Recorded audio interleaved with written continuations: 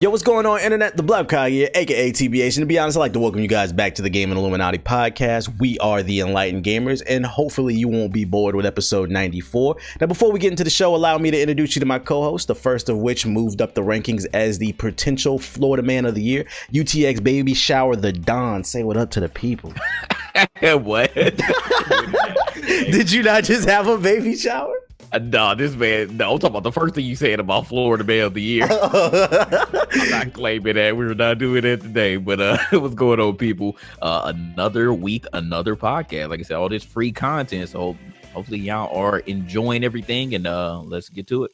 True. And my second co-host is, he better be leaning up on his mic and contribute at least 20% of the conversation. I know he's sick, but you're going to be all right, bro. Ethos, come on, give us an hour. Say what up to the people. Hello. Can you hear me now? Is this good? Oh my Lord. And our guest for today is a Patreon backer. You know, when he pulled up in the Discord, his name was Sonic Fan, but he said, call me Cam. I don't know, man. Cam, say what up to the people. Shout out to you. Shout out your social medias and all that. Yo, what's up? It's Ultra Sonic Fan, also known as Cam. This year's just been a blessing in terms of financial gains, so I thought I'd contribute to this amazing content that you guys provide me. And my social media is at The Black Otakus. That's my podcast that I do recordings on with some of my buddies. That once again, that's at The Black Otakus. So thanks for having me on. Bet. And if you want to appear on the next episode, be sure to back us at patreon.com/GI updates. Also, you can take the show on the go. The podcast is available on Spotify, Apple Podcasts, SoundCloud, and all other major podcast outlets. I feel like I always forget to say this. If you're listening on Apple, even if you're not listening on Apple, go to Apple and rate this podcast 5 stars. Help us boost in the algorithm. Download the GI app, available on iOS and Android. It's free. Just search Illuminaughty on your respective app store. Keep in mind we spell Illuminaughty with the word as in naughty or nice. Now, before we get into the main conversation, I gotta let everybody know we are recording this episode early. Today is December 8th, 2019. So the award show has not happened yet. We're recording this one a little bit earlier because I'm in the process of moving. I got a lot of shit to do, so I just wanted to go ahead and knock this one out. And also, we got advertisers to appease. We're on a schedule, so just letting you know, if we don't talk about the award show or anything that happens after December 8th is because this show was recorded earlier. So our bad. But let's get into the main conversation. We could have did top 10 games, but there's 4 people in this Discord call right now, so man, we're just gonna go ahead and do top 5 games of 2019. Cam, I'm gonna give you the floor. The way we're gonna do it is everybody gonna do their 5 and then everybody gonna do their 4, and I want you to break it down why that's your number or whatever, you know what I'm saying. So you the guest of the show, Cam. Give us your number 5 top 5 game of 2019 and why. My number 5 has to be one that I heard JG recommend on one of the previous podcasts, Judgment. Really loved that game. The story was just amazing. It was actually my first Yakuza game I officially beat, and so I was pleasantly surprised with the environments, the characters, just the overall atmosphere of the game. The detective feel that they put to it definitely helped boost my score and putting it as my number 5 game. Oh God, we got another Yakuza boy in here. Let's go. Okay, that's something different. All right, Jay, what's your number 5 since you the Yakuza boy in here? My number 5 is going to go to Devil May Cry 5. I enjoyed this game a lot more than I thought I would. I'm not like the biggest Devil May Cry fan. I didn't play through all of the Devil May Cries, but when I pulled up on this one, even though I didn't understand a lot of what's going on, I thoroughly enjoyed this game. The soundtrack was dope. The difficulty, it did have a bit of difficulty to it, so I like that. And once you got Dante and literally got access to all of the weapons that he had, it was like night and day from what you were playing at first to what you end up playing now. So I did enjoy all 3 characters, but obviously Dante was the most fun. So I mean, playing it on stream, like it was very good. Like everybody seemed engaged. The story for the most part, like I say, even though I didn't understand a lot of it because I'm not the biggest fan, it did end up kind of make it sit toward the end. So yeah, that's gonna be my number 5. I enjoyed this game a lot. True. I would also like to say, because it'd be a lot of sweaty people in the comments before we go further into this list, that if something doesn't appear on one of our lists, we might have not played it. These lists are based off games that we played. I know there'd be YouTubers and people out there that be doing videos and they be talking about games they ain't even played, but somehow it's in their top 10 or they top 10 worse and they ain't even played the game. We strictly talking about games that we play. So, and you can't get to everything because we adults. I mean, look at JG. He's having He's having babies over there, so it's crazy out here in these streets. Ethos, what's your number 5? My number 5 would be The Outer Worlds. Big RPG nerd. I really enjoyed that game. It reminds me of like Fallout New Vegas meets Mass Effect. Really love the story, love the gameplay, love all the choices you can make. Kind of TBH showcase how you just go in there and just murder everybody and get away with it. But that was pretty cool as well. So I mean, overall, it's just a really good game. So. Got you. My number 5 I picked was Sekiro. I mean, it's the only game on this list that I didn't beat, but I'm like 70% through the game, and how like, you gonna criticize people saying they put the games on the list and you beat, and then you? I didn't say. Well, first of all, you're changing my words. I said games we played. I listened. I know you're sick. I said games we played, but I played enough to where I can say, even though I suck at this game, it's still a great fucking game, and I still would recommend it. I just suck at the game. I can recognize that, bro. And to be honest, I've already said I'm not playing this for the story. So no matter what happens at the end, it's not going to change my view of the gameplay. So I think it's fair enough that I can give a rating and say I'm not putting anything other than number 5. But I do think Sekiro is a good game. Just, it raises my blood pressure. You got to be mentally right, man. Them 2 apes came down. I turned that game off. I said, I'm good, bro. I'm good. But I play it in short spurts. But I give it to number 5, Sekiro. It's a little janky. It is fun, but there's some little janky things in the game that I think that I couldn't even rate it higher than number. Cam, what's your number 4? Number 4 has to go to I just had this in my head. Oh man, Fire Emblem. I'm sorry, Fire Emblem 3 Houses. Love that game on the Switch. It was like, because for the longest time my Switch has been collecting dust because I played Smash for like a little bit and I just got bored and hopped off. But for its Fire Emblem story, this was like the main console one in like years since the one on the Wii, I believe. And I really enjoyed the game. Multiple playthroughs of it. So I started off with the Black Eagles, and then I did the Golden Deers. And why the black ones gotta be you? I don't know. And ended off with the Blue Eagles, and like it's like a 100-hour plus game. And I know like there have been, because I bought the season pass, so there's been like several DLC that's dropped with like playable characters and map expansions and stuff like that. So it's a good game that gives you a lot of content, and I enjoyed it. I feel that. Because the last one that I played was Fire Emblem Awakening, I think, on the 3DS. What did this one do that was different from the other Fire Emblems? I don't know if Cam or Ethos, you can chime in on this one. What did it do that was different? For me, because I started playing Fire Emblem through Awakening, actually. So I played all the 3DS games, Awakening, Fates, and the remake, I forgot, Echoes. So this one was different in terms of like how they handled the gameplay, because typically they started this with Echoes, but in Awakening and Fates, you could like pair up your units to become like a single unit, and like they would give off a bunch of stat bonuses. They could also do like additional attacks and stuff like that. So and then for Three Houses, they took that away. So it was much more like, if you played the Wii one, I forgot what the Wii one was called. I think it was Radiant Dawn. It was a lot more, it was like they brought back a lot more mechanics to that and added on top of that. So you got the whole battalion system. They brought back like weapon skills that they had in Echoes. So it was like they took some things away that were in the 3DS games, but also brought back a lot of things that were in the Wii game and enhanced them for the better. Got you. There's actually a strategy game that I just played the other day. Honestly, I only played it because they paid me. It was a sponsorship called Phoenix Point. I guess some of the people that left at the creators of XCOM, they went and made this. It's on the Epic Game Store. I think it's an exclusive. It actually was pretty good. If y'all, I know, because you like Fire Emblem, you like strategy games, and Ethos, I know you like XCOM. If y'all looking for something new, it's pretty cool, because like when you move your characters around the board, you can actually pick certain areas that you want to attack. Like you can actually zoom in with your gun, as almost if it was a first-person shooter, and choose to shoot at their head or their leg, try to figure out what their weak point is. Like it does some pretty unique things with the XCOM kind of that Fire Emblem formula. Just putting that out there for anybody who likes strategy games. I was actually pleasantly surprised by that. Out the Epic Game Store, and also the game ran really well. Everybody loves the shit on the Epic Game Store, but I've had zero problems. My game seemed to run better on the Epic Game Store. I think I'm enjoying the Chinese spyware. JG, what's your number 4 game? Number 4 is going to be a late entry to the what? list. A late entry. Number 4 is going to be a late entry. I was like, oh, I'm gonna say that supposed to be a new game. Late entry, is that on the Wii U, nigga? What you got a problem, bro? Dang, I ain't even say the name of the game. Look at this dude. He getting real stern ever since he became a father, boy. I tell you. No, don't listen to what it is. Number 4 goes to a Star Wars Jedi Fallen Order.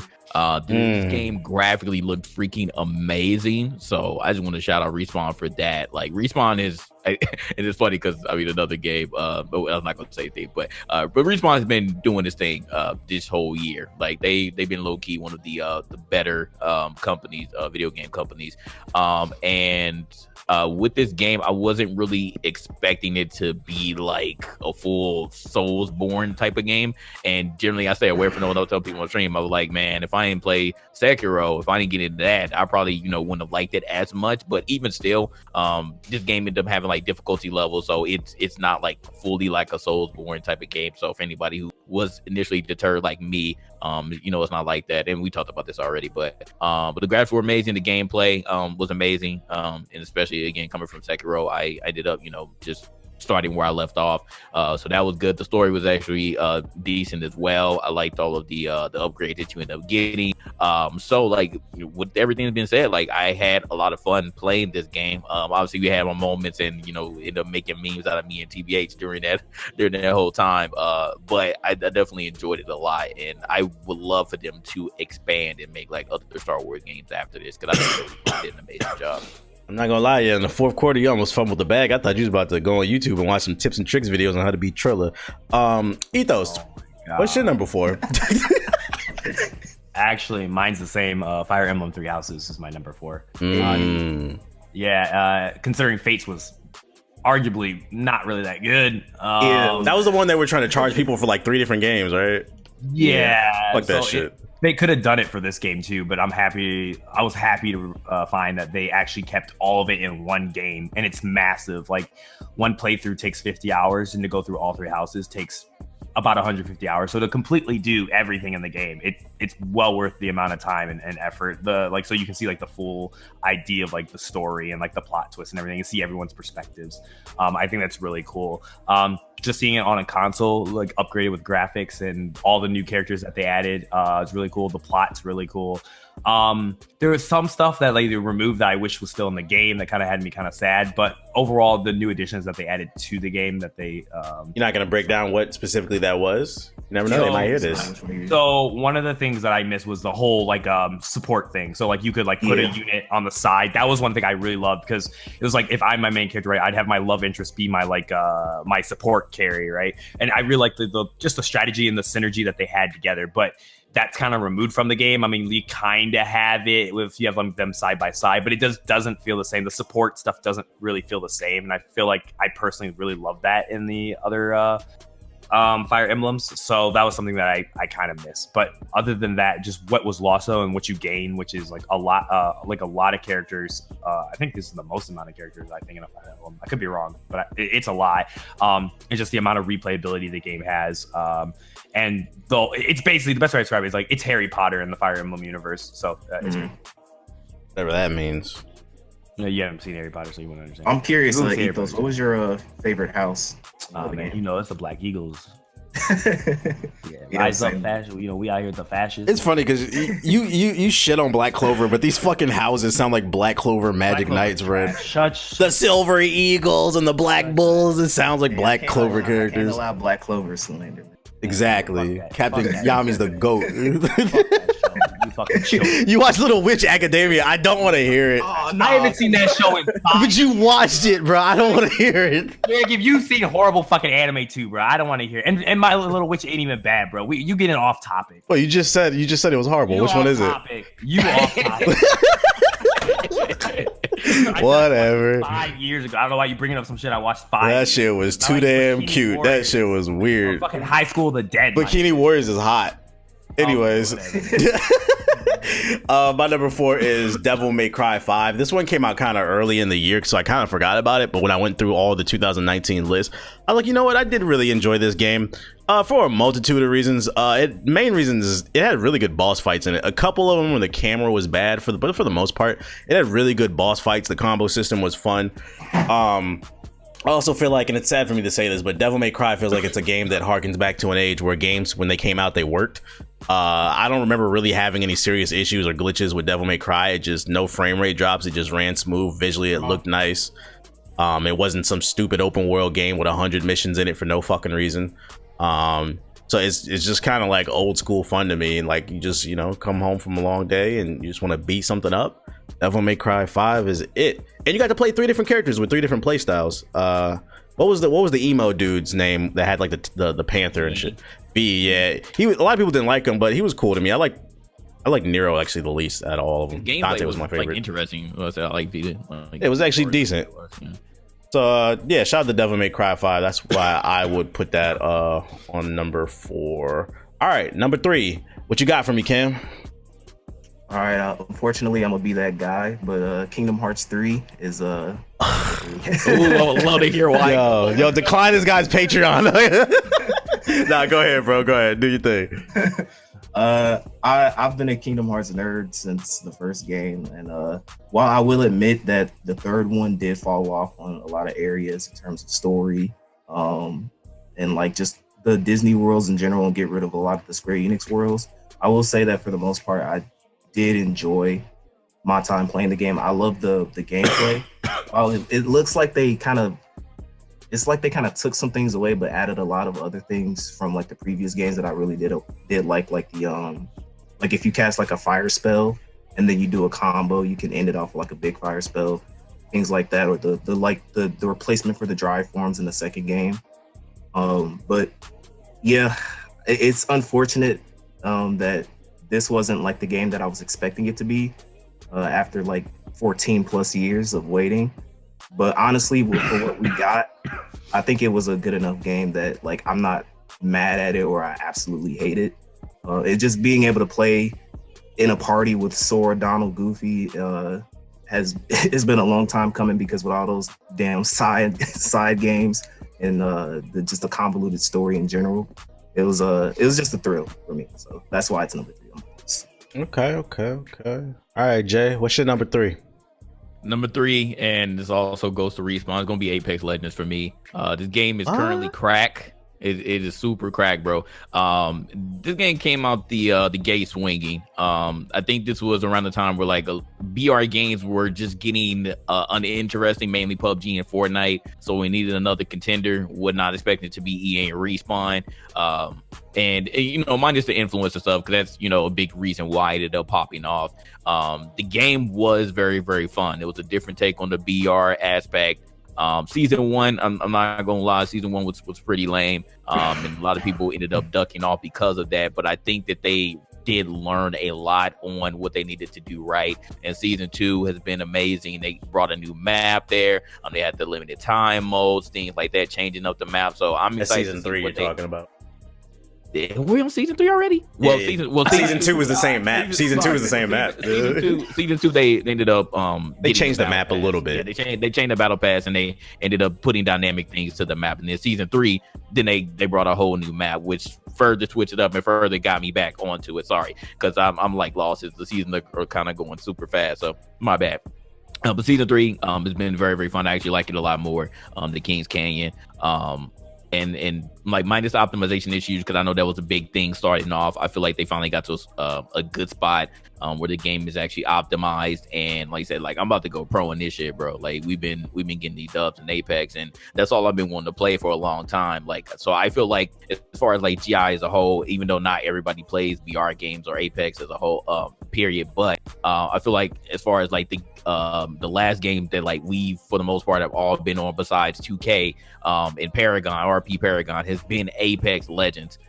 So with that being said, man, if I want to play it every day, then I know it's a damn good game, so I couldn't leave it off my list. So Respawn done an amazing job, and I'm excited to see what they have going forward with season 4 and beyond.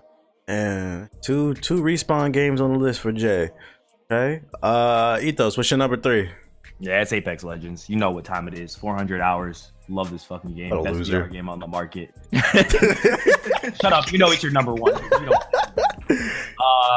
Yeah, great game. Love it. It's best VR on the market. Highly recommend it. Season 3 is fire. I'm good at the game. I just hit level gold, so I'm the best in GI right now. So yeah. That's a lie. I'm the best in GI. First of all, you struggle to win when I'm not on the roster. I don't want to hear it. Who has a better rank? Because you started playing rank before me. If I could hit gold today if I wanted. Crazy. That's crazy. That sounds like a you problem, not me. You done lying?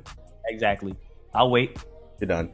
Anyways, let me know when you catch up. Anyways, I'm going Apex Predator this year. Number 3 for me, The Outer Worlds. Kind of the same thing that Ethos said. Whole satirical take on everything. Yeah, the idea that you can pretty much do whatever you want in the game. I also appreciate that this was a semi-open world game. Developers, this needs to be the wave. Semi-open world games where, like, you know, you can explore and you can find things, but like it does, like, people shitted on Anthem, but I feel like Ghost Recon fucking Breakpoint needed more shit than Anthem, bro. Like that, I'm just tired of these games that are fucking 100 million feet wide and there's like nothing to do. You drive 30 minutes to a fucking mission just to go and drive 30 minutes back. I don't want to do that shit. You can do that in real life. The Outer Worlds, the maps were a nice little condensed size, but you could still explore a little bit and find little interesting things in the world. The combat was fun, customization. And then also, like, it was an RPG. It was only like maybe like 30 hours. Like, I appreciate that as you get older. Like, I'm just tired of these 1,000-hour games. Get to the fucking point. I just want to have fun. I stop listening to these gamers that feel like they need $2,000 for 2,000 hours from their $60 game, bro. 30 hours is more than enough for 60 hours. People got shit to do. That's why I fuck with the Outer Worlds. Power Rangers in space. Let's go. Number 2, Cam, what you got for me? Number 2 is this is for all my underground JRPG fans. This series has been ported. It's called Legend of Heroes: Trials of Cold Steel, and I'm including all 4 of the games technically, because 3 of them got ported over to the United States this year, and I thoroughly enjoyed each and every one of them. It's like like you're playing a high school military shonen. And it has like a lot of the politics, like shadows of politics in the background. Hey, hold up, Cam.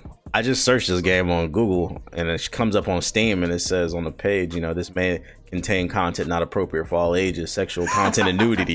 What kind of game is this, Cam? Like, am I okay to open this page? No, it's not it. Like the first game, the most sexual it gets is you holding hands in a bonfire. So and in the second game, the main character kisses one of the girls. That's it. Like it ain't nothing like some like hentai harem stuff. We not that yeah, the Steam reviews are overwhelmingly positive. Like you rarely see that rating. It's an incredible, like I bought it because I'm a console peasant. I'm sorry. So I bought it on a PlayStation when it was on sale.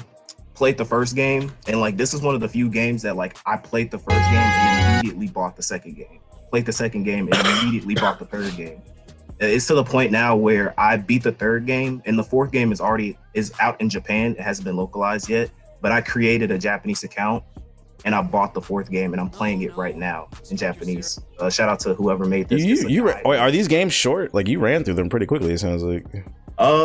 They're like, depending on your play style, it could be anywhere from 60 to 100 because there's like a lot of new game plus content. I didn't do that, but there is like a lot of side quests and stuff that you can do in the game. It's a very, for like what your point was, TBH, it's a very linear game though. So it's not like open world or anything like that. It's just like point A to point B objective type gameplay.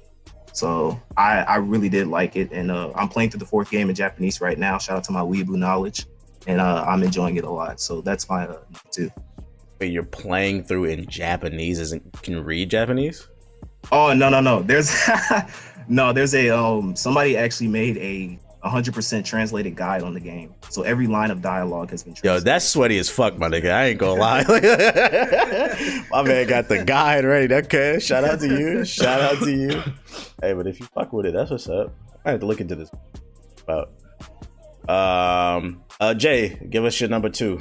Well, that was a lot. For my number 2, it was very, very close, like super duper close. Because I said, Judgment. Goddamn, nigga. Oh, I was right. It was gonna be that, or it was gonna be number 1, Judgment. I know you like Yakuza. Judgment is my number 2.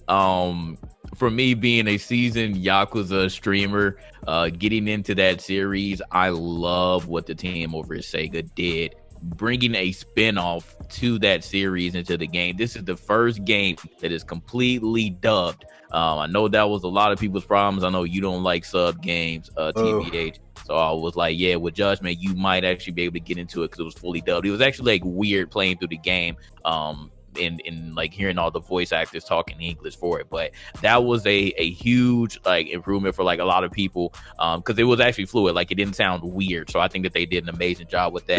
The graphics were dope. The actual story, that is the main reason why like I enjoyed it so much. The Yakuza stories have been amazing, but it was really like with this one, they did an amazing job making you feel like a badass because the dude can fight. And we up here just solving crimes like that, bruh. It was like so many twists and turns. Like when I was playing in my chat was literally like, yo, like what's going to happen next? Who did it? Like it was just crazy from beginning to end. The side missions were funny too. How long is that game? I think like with all the side missions and stuff, it's easily over 40 hours. I might easily try over that. 40 hours. Yeah, but I caught in at 60. Yeah, you probably did a lot of side missions too, didn't you? Yeah. Yeah, so yeah, I was definitely over 40. So I would say like with the main story, if you just went through that, it's probably like between 20 and 30. I would say, but it's set in the same world again as Yakuza. So if you play any of them, you'll recognize the cities and stuff. But like it was crazy, like the side missions with the panty sniffing dude, like it was just crazy. Like that dude was hilarious, bro, because he was really about to pull up and beat my ass, and he just sniffed some panties to power up. So like it was just like it was like silly stuff like that, man. Like they have a lot of humor in the game, but at the same time, like it was super serious. Like and it was just so many twists and turns. So the story was definitely the strongest part, but the fact that, like the gameplay, like what you actually fighting around, like because that man got some moves, bro. The main character definitely got some crazy moves. So it was dope, man. It was super dope. So that's, man, like I said, it was very, very close. But that's my number 2, yo. Play Judgment if you haven't played it already. Definitely. I had to catch that one on sale and see what that's the panty sniffer that really sold me. Bro, it was funny though. Chain line of quests was just like, because you know the last dude, the JG, the guy who was showing himself off to girls in the alleyways. What? Hello? Wait, how does the combat compare to Yakuza? Like, which one would you prefer? As far as like what they did, like I would prefer Judgment, but it depends on which Yakuza that you play, because they have different styles, because you play different characters too. So like in other Yakuzas, you can have like 4 different like fighting styles for like one person. So it all depends on like what your preference is. But I like what they did, changing up the fighting style and like some of the power up moves that you can do. So again, it's like similar, but he just has a different type of fighting style. It's like more flamboyant in this one. It's dope. Oh, yeah, definitely. Got you. All right, Ethos, what's your number 2? Mass Jedi Fallen Order. This shit was fire. It's been a Star Wars game I've been waiting for a very long time. Combat's fire, story's fire. I just loved it, bro. I just loved every second of it. I'm doing a Grandmaster version of a playthrough right now because I love the game that much. How does it compare like to Sekiro and like Dark Souls and on Grandmaster? Yeah.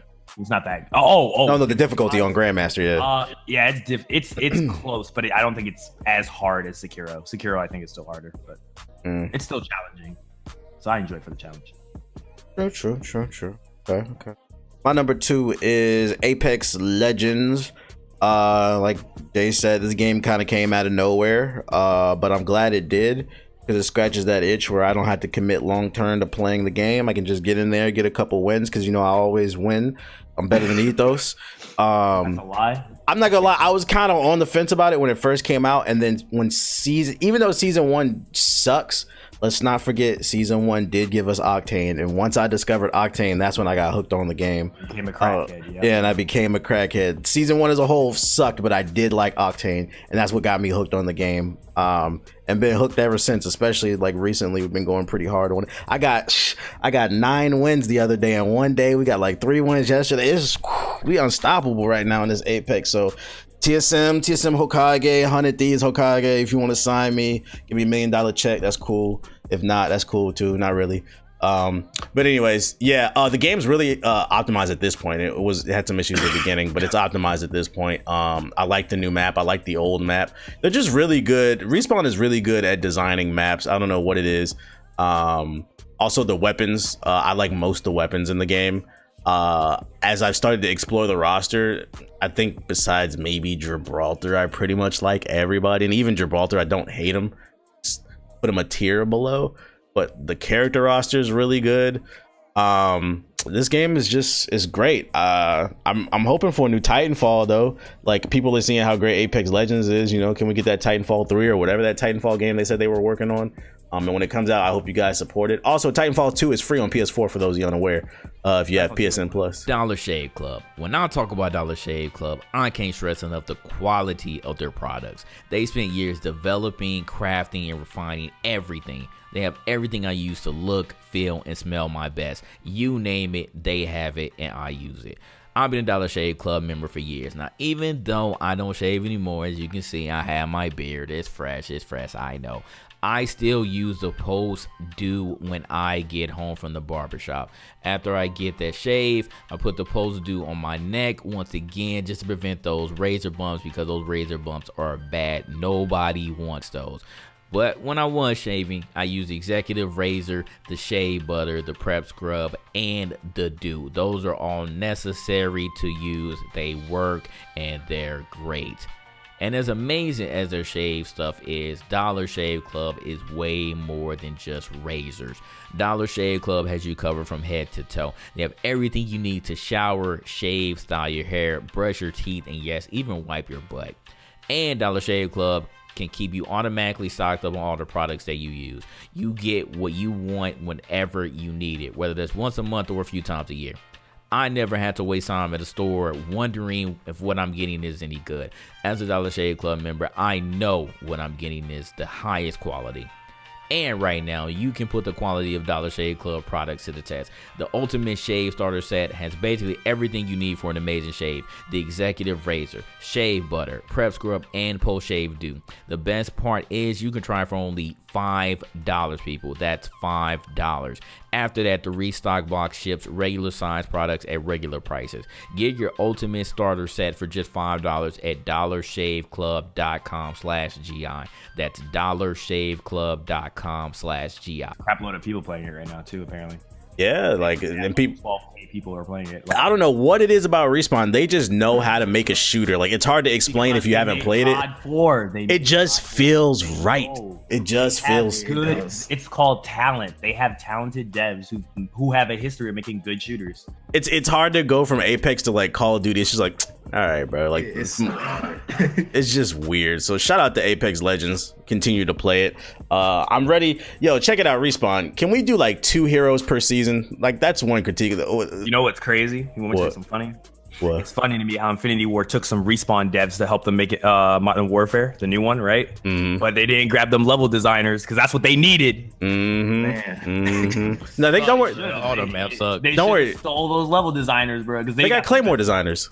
Yeah. They honestly Safe took spaces, guys. Yeah, no. Yeah, if I could give one critique for Apex Legends, it would be nice if they did 2 legends per season. Like, because like the season, from what I've seen, each one has been like 3 months. Like a new hero every month and a half. I feel like that's fair, but just 1 hero per season, I feel like it just, especially because they said they have content to like next year. They said, yeah, you guys are just dragging the freaking content. Like, stop holding on, let that shit go, bro. Let that shit go. Like, it would spice the game up, man. So that's my like one critique of the game. All right. Number one. What's your number one for 2019 game, Cam? It has to go to Sekiro. Sekiro is one of the few games that I played through multiple times. I've played through it 5 times. What a sweat! Oh my god! Damn, you can't beat it once. That's crazy. Fuck you. Fuck you. Yeah, I'm talking about, like, I got the item that you have to give to the little kid to where it boosts up the difficulty, and then if you ring the demon bell, it also boosts up your difficulty, and then you have the new game plus difficulty feature where even if you parry, you still take a crap ton of damage, so you have to like master parrying. And so it's just I just thoroughly, this was the first Dark Souls type game that I played and beat, and I thoroughly enjoyed it. The story, you know, it was whatever, but gameplay, gameplay wise, just making it more kind of action oriented instead of defense oriented, like Dark Souls was just, it was a plus for me to come into that world. And I want like an expansion pack. I want like a Sekiro 2 to be announced because I need more. Like, oh, you know, Sekiro 2 is coming. You know that shit is coming, bro. There's no way they're not going to cash out. They didn't make a Bloodborne 2, and people have been begging for Ooh, that. yeah, that's a good point. Yeah, you're right. You're right. No, man. That's a good pick, though. I wouldn't be surprised if they did. Jay, what's your number one? Yes, number one, since I chose Judgment my number two, no question, it's Sekiro. Coming from a person who never played any Dark Souls games, I can't stand any of those games. I'm like, but the Lord, I don't care about the lore. Just the gameplay looked boring. I wasn't trying to subject myself to getting beat a million times, getting one shot at all that stuff because I couldn't parry correctly or I couldn't dodge correctly. I wasn't into that. I decided to try Sekiro because it's in medieval Japan. I mean, not medieval Japan, feudal Japan, excuse me. And that's one of my favorite times to play. I love all the games like that, like Dynasty Warriors and Samurai Warriors. I like all those type of things, feudal Japan, feudal China, all that stuff. So that being said, I pulled up on this and I was like, man, it's a Dark Souls game. I don't know how I'm gonna fare with this. And through everything, all the slander, tips and tricks, all that crap, me dying 100 times to one boss, like I survived all of that stuff. Yeah, and I did it, bro. I ended up becoming a pro at Sekiro, and I just couldn't imagine me being into this type of game. Literally, with my only critique about the game was the camera being so shitty. But other than that, man, like I enjoyed all the secrets that you can get. Going through, places that you aren't supposed to go through at the time, finding everything, ended up finding out more lore about the story, how this works, how that works. Like it was dope, man. It was really dope just going through the whole thing. And again, through all the struggle, man, like ended up, conquering my demons. I beat the game and eventually I'm gonna go after it. Video games are demons though. No, beat your demons tonight. I'm not scared. Yeah, no, you're the boss, bro. You'll see when you get there. You ain't even been to the thick of things yet. I told you I don't care about the. I told you I don't care about the story in this game, bro. You thought the ape was tough, yeah. Wait until you pull up on E shit. Wait until you. But you know what it is. You know what I realized? It's not even the difficulty of the game. It's like you said, the camera. The camera makes the game far more difficult than what it needs to be. That shit be spazzing, and I'm not gonna walk past. That shit be spazzing the fuck out, bro. Running away and hiding in walls. What are you talking about, bro? Sometimes the characters just jump at you and the camera just spazzes. Nah, bro, you gotta get good. Oh no, man. For real though, you'll see. But I mean, Ace spent 10 hours on one ball, so like I said, I'm not Ace, bro. I play games for fun. Ace is a fucking psycho. But he beat him. No, I give him his clout. But I'm sorry, I'm not spending 14 hours on one boss. I'll take a break after a few hours. It's fucking crazy. That's just insane. But From Software did an amazing job. And again, one of my things that I enjoyed the most was that I can actually stay in the pocket. I can parry correctly and I can punish my enemies. That was what I enjoyed the most. So with that being said, man, through all the struggle, put a lot of time in that game, and that's got to be my number one. Okay. Ethos, give us your number one. Man, it's Sekiro. You already know what time it is, Let's bro. go. I'm so proud of this game, bro. Because my nigga JG, bro, I didn't think he was going to do it. I'm not going to lie to you, bro. I didn't think he'd beat the game. I thought he was going to give up, but he stayed with it. I'm more proud of other people beating it than myself. That game is tough, bro. Ishin is probably the hardest boss I've ever faced in a video game. Oh my God, bro. Like, that nigga is just a different breed of AI. But that game, like, it made me proud, bro. Like, I know a lot of times that meme comes around like, oh, it's a masochist game and shit like that, but I think JG understands it now. It's just like the feeling of just victory you have when you actually beat that shit. It's just like I actually wouldn't put Sekiro as a masochist. I feel like you ain't got through it, bro. But even though it's still difficulty, it's still more skill based. Like with Dark Souls, that shit is just boring. Like it's boring. It's a dodging simulator, bro. That shit is masochism to me. It's a parry simulator. Like it's. But you're in the pocket, like JG was saying, and you're fighting, and that's why even though I still haven't beat it, and I still think it's fucking annoying, I still give it its clout because you're still in the pocket fighting. I just think that's a preference thing because I would argue that, like for example, Bloodborne is a very aggressive game because you have to. There's no shield in Bloodborne, nothing like that. I can't do it because it gives me motion sickness. But Sekiro, I'd actually argue is more of a defensive game than an offensive game because I'd argue that you need to. The game is less like spamming hitting people and it's more deflecting them. Like how many bosses did you beat because you got their stamina wiped out and then you went for the death blow. So I don't know. Me personally, it depends on how you play it. But like the bosses in this game are just like really cool. And I love anything that's Japanese styled. So like JG, that when I saw the setting, I'm tired of the whole European shit with the Dark Souls series. I was like on board immediately to play it. So I'm glad that it ended up being. Is Sekiro the Assassin's Creed Japan that everybody's been asking for? Yes, it was. You can be stealthy. Everybody wanted that shit. True. Man, well, we all know TBH's biggest enemy in Sekiro, and that's the chat. Okay. Yeah, it's different for me to play it, bro. Out of this man, and they will send him off, and then he doesn't want to play the game anymore. All right, guys. No, they be fucking bullshitting in the fucking chat. And I'm like, bro, I can't even y'all can actually whether or not you use it, you could still ask for help, and that applies to most streamers. These niggas just be trolling me the entire time, and I'm just like, bruh, who's telling the truth? Most of you don't even own the game, bruh. But it's whatever. It's whatever. I'm different. My number one was Star Wars. Like I said in the previous podcast, the reason I realized I enjoy Star Wars more than Sekiro is because I actually cared about the world, so I felt inspired to finish it. I felt inspired to sit up in my chair. A lot of times I'd be leaning in my chair when I play Sekiro because, like I said, it feels like I'm just checking off a list of, okay, beat this monster, beat this boss. Like Star Wars, I actually really cared about the world. Not necessarily the main character, because Cal, to be honest, was not particularly interesting, but it had a very strong supporting cast. I think Trilla was a fire villain.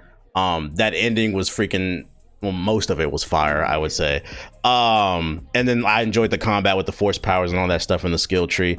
And it was just nice to play a game, kind of what I said about Devil May Cry 5, where only towards the end in Star Wars where I had a little bit of stutters, but for the most part, it ran completely smooth for me. I had no problems, didn't run into any crazy game-breaking glitches.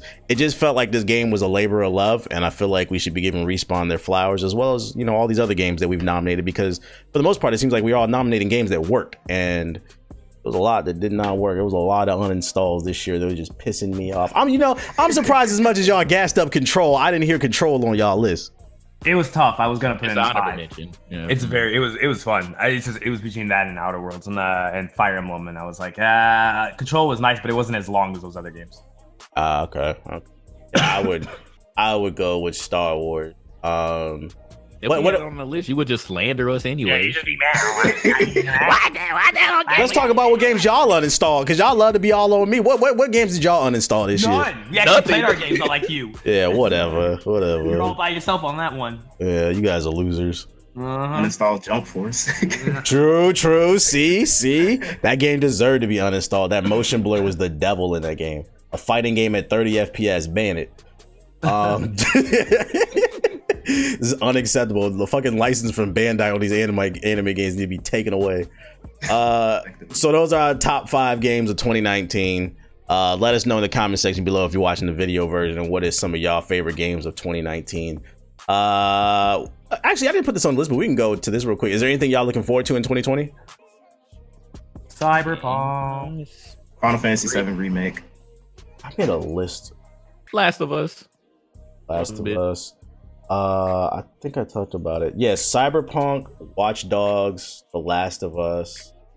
What else is coming out in Halo Infinite? What remake? What? 7 Remake. Final Fantasy 7. That game ain't coming out. Cut it out, bro.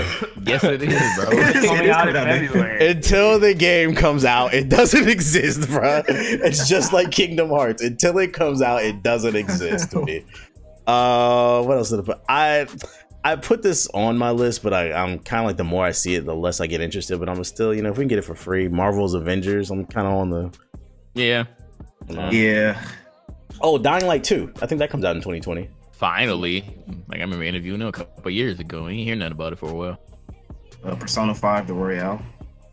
Oh, yeah. What's the difference between that and regular Persona 5? More talking. Fuck that game. Really? Okay, so I again leave the status on. I actually bought the Japanese and I played Oh my god. True otaku. And so it's I'm not gonna lie, it's kind of like an Overwatch 2 situation where it really should have just been an expansion pack to the base game. But they do add a lot of stuff in terms of like they change like a lot of the structures of the dungeon. They added the little hook shot. There's a lot more personas. There's the addition of the new female characters. There's like a lot of in-game dungeons that you can go through. So it's I would say it's kind of worth the $60, but not 60. Yeah, Yeah, because they're they're recharging you for it. Big yikes. Yeah. I mean, yeah, that's what we're looking forward to. That's our top games. Moving on to the news section of the podcast, just a little bit of news that dropped this week. In an interview with Game Informer, CEO of Sony, he was talking about the PlayStation Vita, and basically they asked if there's going to be any future for another Sony handheld, and they said the PlayStation Vita was brilliant in many ways. The actual experience was great, but clearly it's a business that we're no longer in now. So basically Sony said they're hitting the snooze button on handhelds. As a Vita owner, Ethos, what do you feel like Sony did wrong? Like, why did the Vita fail? And if they were to come back, what do they need to do with the new handheld? It's that simple. They didn't support it. They acted like they did. They did not support it. They're full of shit. Yeah, I also had a Vita too. So what was your critique of it? The same thing with the Ethos was saying. It was really no support for the Western side in the Japan, because I actually went to Japan a summer ago, and the top selling system when I visited there was the Vita, because they had released a Persona dancing game, and like it sold like a whole bunch of copies. So it's just the Western support was absolute trash, and like the only game I played on the Vita was like Persona 4 Golden, and that's like the only reason why I still have my Vita, is so I could replay through that game. So just lack of support and lack of caring on the Western side. That's actually where I played Persona for the first time too, Persona 4 Golden on the Vita. That's when I realized I couldn't stand that franchise. I was like, yo, why do they keep talking? Oh my God. I actually would say that like I feel like it was gonna fail eventually. Yeah, they didn't support it, but I also think the touchpad in the back was a dumb decision. They should have just put another set of triggers. So it was like a traditional PlayStation controller. Like, did any of y'all ever actually use that touchpad? Yes, because I had no choice. What did you use? Certain games that used it. Not because I wanted to. Oh, so then it was just the games or whatever. Yeah, the games required it. What kept you from buying a Vita, JG? I had the PSP, the original one, and I ended up like giving it to somebody else. I don't know. They had a couple things that I like. I did like that they, had movies on there too. So I did like, doing things like that on the go. But I think it was pretty much the same thing as the Vita. They just didn't support as much. And to be honest, the UMDs were just a mistake. Like I know that, people are trying to be different with their different format for video games and movies and stuff, but it just didn't work. And then, they rebooted with the Vita. And after that, I was like, again, I'm not even going to give it another chance, because I knew that they just weren't going to support it if they barely supported the PSP. They know tried, what? But it just didn't work. I just remembered another reason the Vita failed was the proprietary memory cards. It was like $100 for a decent memory card. Yeah. That shit was too much. That shit was too much, bro. Like, memory cards are cheap. They should have never did that shit. So Sony can hold that L. I wonder if Xbox will ever make a handheld. They don't even got no games on the Xbox. They don't need to make a handheld. They would. The fuck would be on there? Forza Mobile. Nobody want to play that shit. xCloud and stuff like that. You've been able to play anywhere. So nah. Whatever happened to that Gears of War pop game? That would be on the Xbox,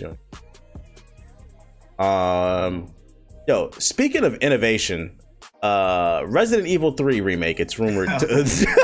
It's rumored to be in the works. What's this doing for you, Ethos?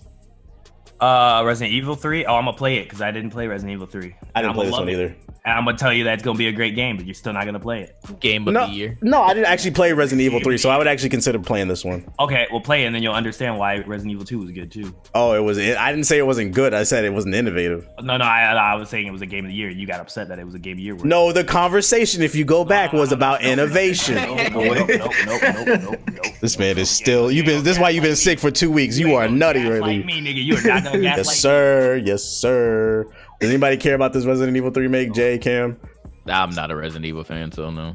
Horror games don't sit well in my spirit, so I feel that. We just gonna go down the list and y'all tell me what any of this is doing for you. A new Outlast was revealed. It's supposed to take place in the Cold War era. The big thing is it's supposedly gonna be co-op. And like you're like some test subjects or something trying to escape or whatever. Is this doing anything for anybody? Nope.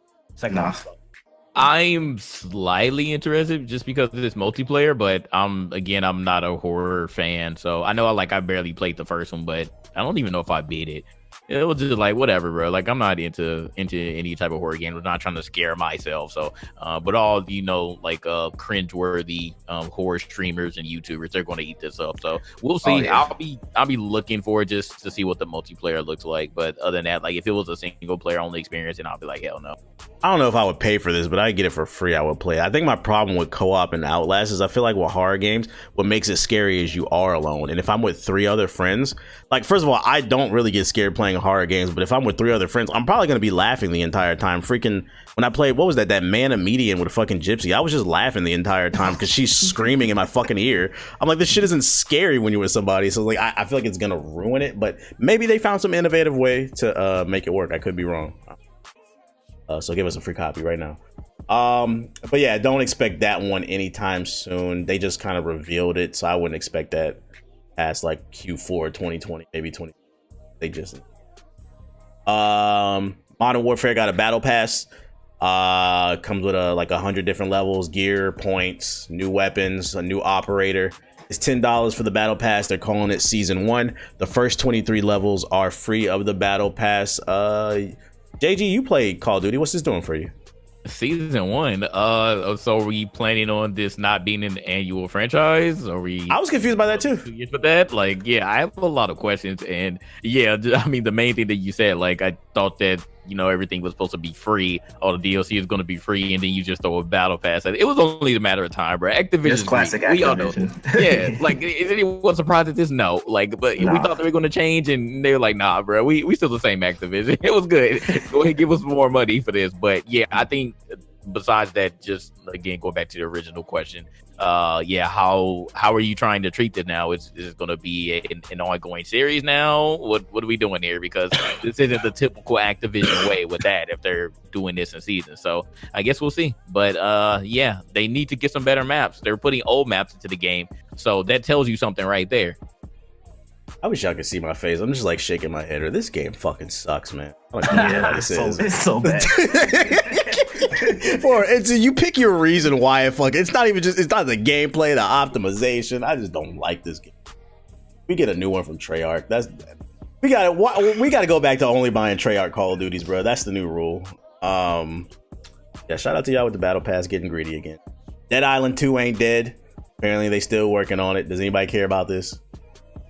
No. I remember when I was barely interested in the first Dead Island, and it just was not what we all thought it was going to be based on the super duper nice looking trailers. So I don't know what they're going to do with this one, but if it's anything like the first 2 that they made, then yeah, it's going to be the same old stuff that I'm not interested in. But again, they always make the CG trailer look super nice, and then it ends up being just a pile of crap. So we'll see if they end up changing everything. But the whole zombie genre is just dead. I was interested in it at first, but I'm not interested in playing zombie games now in 2020.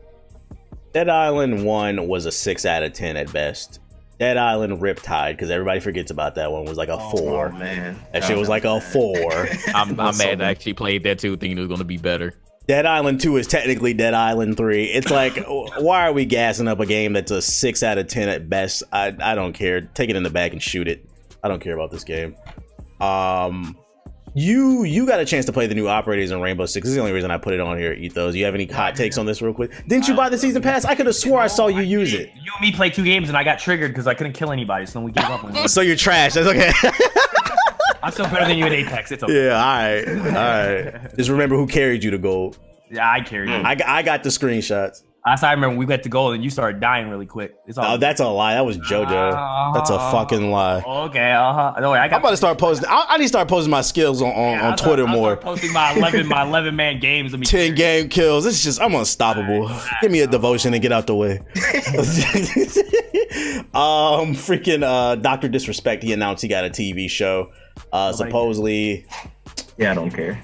Come on, guys. Dr. Disrespect. I care. He hangs out in the bathroom with the kids. Come on now. I don't care. What? Listen.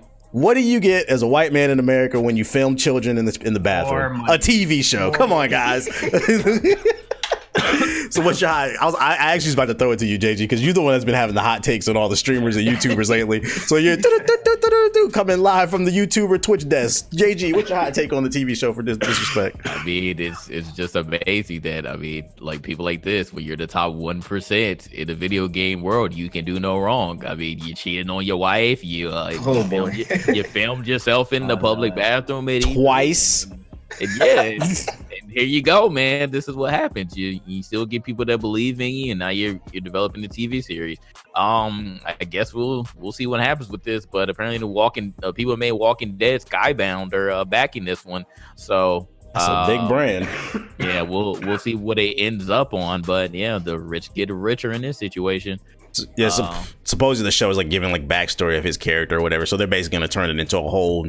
It's not just him being a douchebag. They're gonna give him a whole storyline now. Yeah, and the funny thing though, like before, he ended up being what he is today on Twitch. Like he actually did do like a lot of shorts, using this same persona. Like in the meantime, like when Call of Duty was very, very heavy on YouTube. So, I mean, it makes sense that they're gonna develop this into a TV series after all these years because he's grown to be even bigger than he was back then. So again, we'll see. I'm not like racing to go and watch it, but like I'll check out an episode just to see like how cringy it is and then move on with my life. Okay, so you're gonna bring a series to the DI channel where you review every week the new episodes of the Dr. Disrespect show. True. I mean, all this news does is reinforce what I've been saying. The only thing that can stop the white heterosexual male in America is pedophilia and probably kicking a dog. Other than that, they're unstoppable. This is proof right here because you can record children, and that's teetering along the lines of, well, whatever. Good for him, I guess. I guess we're supposed to be happy. That's all I got on my show notes. You're the guest, Cam. You got the show floor. What's your closing statement for Game Illuminati episode 94? Go. Just want to thank you guys so much for allowing me to be on the show. I've been a huge fan. I got into you guys into the Paragon, saying RP Paragon. But just glad. Make sure you guys check me out on my social media. That's at The Black Otakus. We do a weekly podcast called The Black Otakus of the Culture, where we talk about nerd stuff and all that good shit. So the last episode we were talking about the whole Amazon Switch debacle and how that's absolutely hilarious. So make sure you guys check that out. That's at The Black Otakus. And just want to thank you guys again for having me on the show.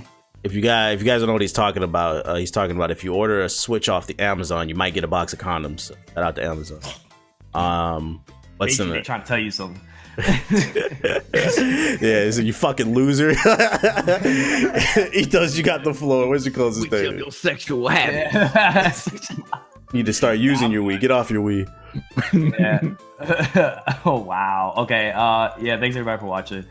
I'm gonna try to not be sick. This might be something serious. I'm gonna have to go to the doctor because I got healthcare. Thank God. Shout out to all y'all, and I'm gonna go take a nap. True. All right, Jay, what's your closing statement? Go. Yeah, man, all this free content. Hopefully, y'all are appreciating it. Shout out to Sonic or Cam for being prompt and coming on the podcast. Again, if you would like to be a guest like this wonderful gentleman here, then consider pledging to our Patreon, and you can also be a guest. Other than that, man, we'll see y'all for the next one.